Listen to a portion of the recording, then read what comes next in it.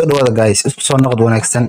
Maanta waxaan qarash gareyn doonaa 500 oo coins anigoo gelinayno iconican oo kaliya si aan u ogaano anagoo aan wax trick isticmaalin inaan wax keeni karna in kale.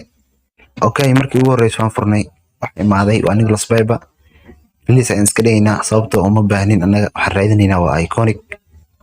Okay, muuqaalka xiga isna waxaan soo geli doonaa 3 trick oo macquul ah iconic lagu heli karo. Okay, marka xigta ayaan galaynaa insha Allah waxaan rajayn doonaa 5 mar marka mid in iconic keeno. ujeedaan marka labaadna maysan imaan iconic ay maad ciyaaryahan base ah wax kuma talo ciyaaryahanka imaaday Arsenal la jir ayaa imaaday waa Maxamed Elneny. Okay, marka saddexaad ayaan gali doonaa anoo harsan waa 2 mar oo kaliya.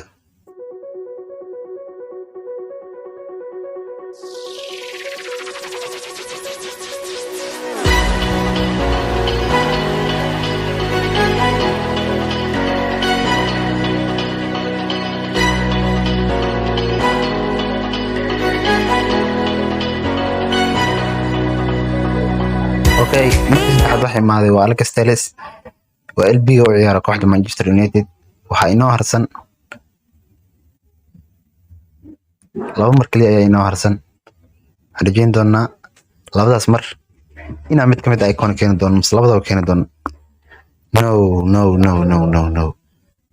haddaan wax trick la isticmaalayn ilama ma ahan in iconic la keeni karo. ujeedaan waxa imaaday ciyaaryahan Barcelona la jiro. Okay, Trincao ayaa imaaday kaliya waxa inoo hartay waa 1 mar oo kaliya. halka mar haddaan khasaarno 500 sidaas ayay nooga baxday.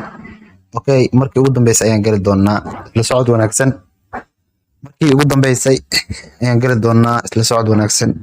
Boyel Shafi Insta saddexda mid inuu imaado ayaan rajayn doonaa waa last time ama markii ugu dambeyso oo iconic aan galno 500.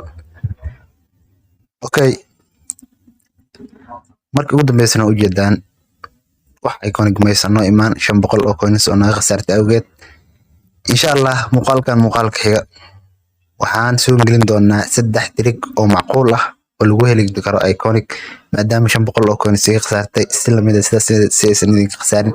waxaa lacagta 200 leh halka boxka ay ku jirto 30 marka loo geeyo waa 800 muuqaalka xiga ayaan trick idinku tusi doonaa insha Allah. aad iyo aad ugu maasanta daawashada videoga muuqaalka like sar.